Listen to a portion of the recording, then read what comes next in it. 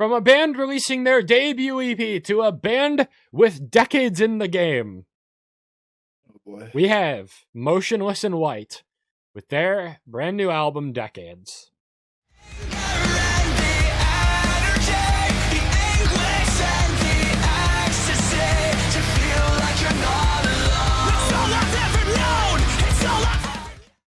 This is gonna be fun, isn't it? A certain choice of album art for sure. It sucks. Can we get that out of the gate? This is so Moving terrible. Moving on. Let's talk about the songs now. We don't have to have any more discussion about the album art. Yo, he's in his 40s, by the way. No, stop. We're not discussing the album art anymore. All right, hold on. Now one sec check. I gotta fact check myself. Chris, Motionless. Jake, you can cut this out. No. Nuh-uh. Oh, he's 39. Okay, he's pushing 40 and doing this. Very that's almost worse. He's not even out of we can get into the album. We can get into the album discussion. He's pushing 40 and he's doing this. Dare I say that this band is almost at their best when they're at their cringiest? No. Red, White, and Blue exists. True. And I would say that is the peak. Like, the mindset I'm coming from with this is like, my favorite song of theirs is Code. You can't deny that Code is kind of a cheesy song. This album, track 2, Log In, Crash Out, basically just Code 2.0, and it's one of my favorite songs on the album.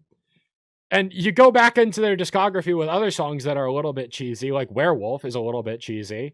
No, Werewolf's cool. Werewolf is cool. I'll defend that song. Cyberhex, maybe a little bit cheesy. Headache, kind of a little bit cheesy. Like, you gotta choose like Broadcasting Beyond the Grave. That's the cheesy one. That one sucks. That sucks. I'm glad that we have left that one behind. I will agree with you on that, Stereo. Oh my god. I'm glad that we have left that behind. But they haven't left that behind. That's the whole point of the album. The album is to like show like different. No, but they have specifically left Broadcasting from Beyond the Grave. The style is maintained, but they have left that duology behind for the better. Thank you. But generally, I think that like there's been a lot of criticism about like the lyrical content and just like the kind of cringe factor with this album. And yes, but I think they pull it off. No, I think so. I because I would say personally that they didn't pull it off, right? But that's not. I feel like I can't say that objectively. I feel like they pull it off if you are at the very least fairly bought into what Motionless in White is. And I think that if you're looking to give another Motionless in White album a try to say, oh, maybe I'll like this one, this is not the album for you. Because it is not presenting anything in a way that is going to make you like this band if you don't already. Me personally, I really don't like this band. And this album did absolutely nothing for me. I couldn't get myself to finish it. I thought it was Motionless in White. I was Motionless in White, Motionless and White. This album has zero motion. I was not a fan. But I also recognize that that's because what this band does just isn't for me. Now, Jake, I know that probably out of all of us, you are the most into Motionless in White. So what aspects of this certain are parts of Motionless in White? Well, yes, true. We need to lay the ground for that. I fucking love Disguise, and I've been very mixed on everything else I've ever heard from this band. Disguise is, for the most part, peak, but I found Scoring the End of the World somewhat forgettable. The album that came before Disguise with Voices and Rats and Loud Fuck It wasn't really a fan of that one either. It's really Graveyard Shift, yeah. I just think Disguise is so incredibly peak. So many incredible songs on that album. And I think generally this album is closer to Disguise than Scoring the End of the World was in a lot of ways.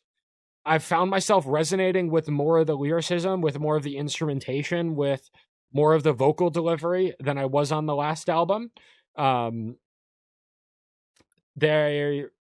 enjoyed all of the features on here, even the Corey Taylor feature on Playing God, surprisingly.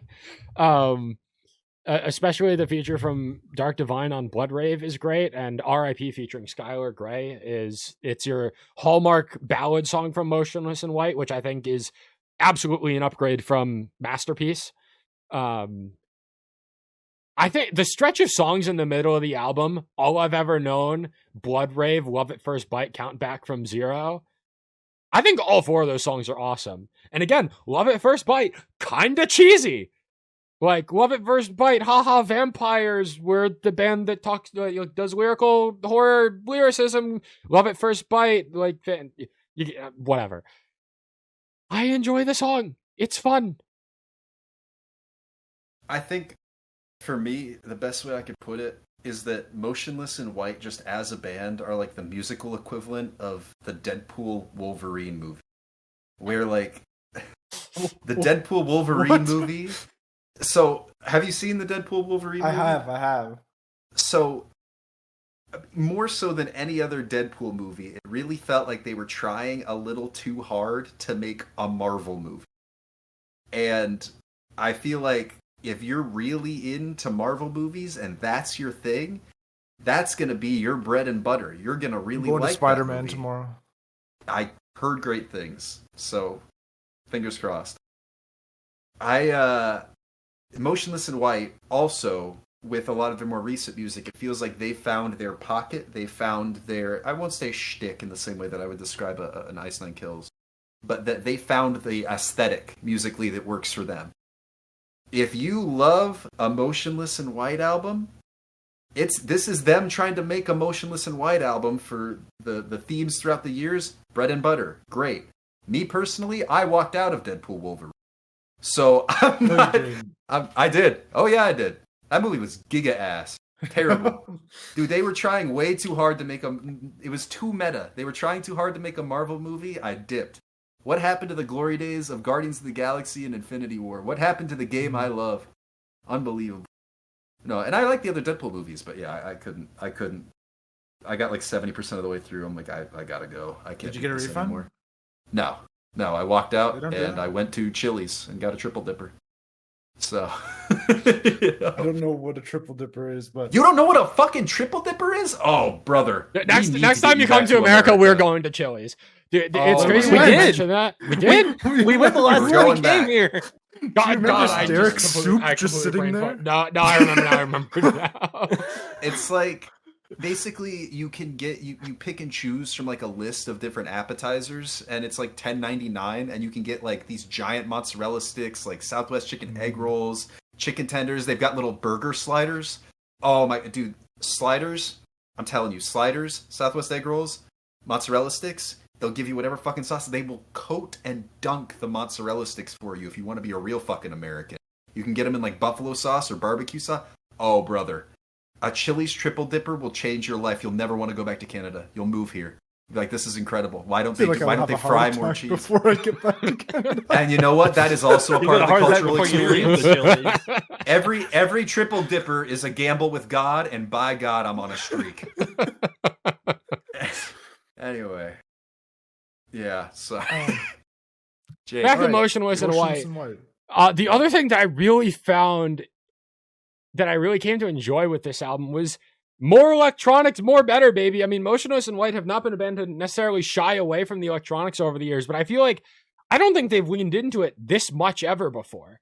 Maybe I'm wrong. I haven't listened to their entire discography, like back to Infamous and Creatures, but like the stretch of All I've Ever Known to Blood Brave to Love at First Bite, even Afraid of the Dark at the end of the album, you get some influences. Sunglasses at Night, that cover is very like neon, synthwave, vaporwave sort of electronic influence. Like there's a lot of electronic influences on here, and I can't say any of them made my experience with this album worse. That's fair. And to my knowledge, this is the most that they've experimented with electronics. Was it all that I've ever known that had the random kind of dubstep? Yup, and that's the best part on the album. It is so good. That is a best really song on the album, I best moment on the album.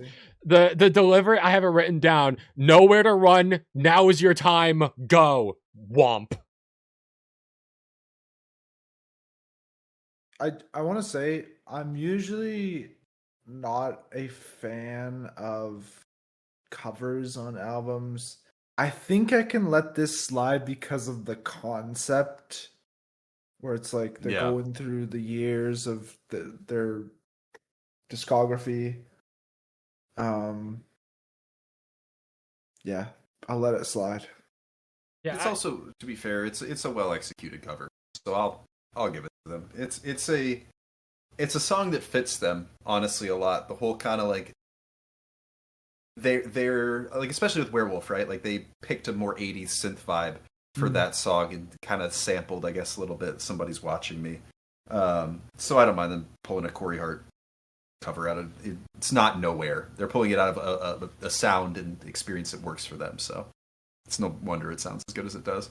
I will say on that note, though, that I do find the closing to this album just very confusing. Like, is Afraid of the Dark supposed to be the closer? Is Sunglasses at Night supposed to be the closer? Is Hollywood the bonus track supposed to be the closer? Or is it a bonus? Like, where does the deluxe part of this album start and end? Yeah. I don't know. I hate when an album does that. Yeah. But at the same time, it's like this through the years experience, right? So does it need to have a definitive closer? I don't know. Where I would say is like, if I wanted to have a definitive closer, that matters when it comes to like considering this for top 10 albums of the year. Not that I really am heavily considering it for that, but like when I'm like, if I was hypothetically trying to rank this album in my top 10 albums of the year, it's like that ranking is very different if I'm considering Afraid of the Dark the closer, or if I'm considering Sunglasses at Night the closer. I would go Afraid of the Dark if it was me personally. That's where I'm leaning. That's as well. So bad. I mean, yeah, it's not a situation you want to be in, but that would be where I would choose to cut it off. But so, like, if it were me, I would say, like, do the fucking Taylor Swift thing where you release the album and the deluxe album a week later, just so like I at least know what the actual closer is intended to be. Yeah. Right. And I'm sure, like, if there's some, like, Chris Motionless, he's, like, fairly active on social media. I'm sure that, like, someone's asked him, or, like, there's got to be, like, a comment somewhere on, like, Afraid of the Dark is intended to be the closer, Sunglasses at Night is intended to be the closer. Like, I'm sure that answer is out there, but to someone that hasn't cared enough to dig and try to figure that out definitively, it is a little bit frustrating. Whatever you do, don't involve yourself in Motionless in White's social media pages. No. It's a scary place to be. I've had it show up in my feed like twice. Bad Omens. For real. You know, luckily they've reached that level of popularity. Luckily, the Twitter algorithm is really good at forcing bullshit down your For You page to drown out something after it's not trending anymore. So, Jake, it's X the Everything app. What is Twitter? I have an extension that. Wait, you do? Oh, share it with me, please. It's called Calm Twitter. It is beautiful. It takes away the For You page on browser, and it sorts it into a following tab and a retweets tab instead of a For You tab, so you can't access For You on PC. It is incredible. One of the greatest changes for my mental health that I have made since 2024. There's also an app you can get. I think it's called Social Light. And you can get, like, rid of Reels and For You on Twitter. Oh. You can get rid of Reels on Instagram. Big fan of this. Yeah. Anything I can do to get away from the changes tying into the lyrics of Log In, Crash Out. You know, the Log In, Crash Out. Just, like, wanting to disconnect from social media. We tied it back into the album discussion. Look at us. Incredible. This isn't we. This is all you, Jake. You got that one. I guess if I have some gripes with this album, I've already mentioned that I'm like kind of confused on where the album is supposed to end. Decades is an ass opener. Like, it is just it's a bad. Bro, I'm still up in the air. Like the whole like. Unfortunately, I don't hate the part where it's like, I've been around for 2 decades. Fuck a tombstone. Like, I've cemented my name in the history of this genre. Like, the breakdown call out. It's fine, but everything else in this, Decades is the one part of this album where the cringe factor was enough to take me out of the experience.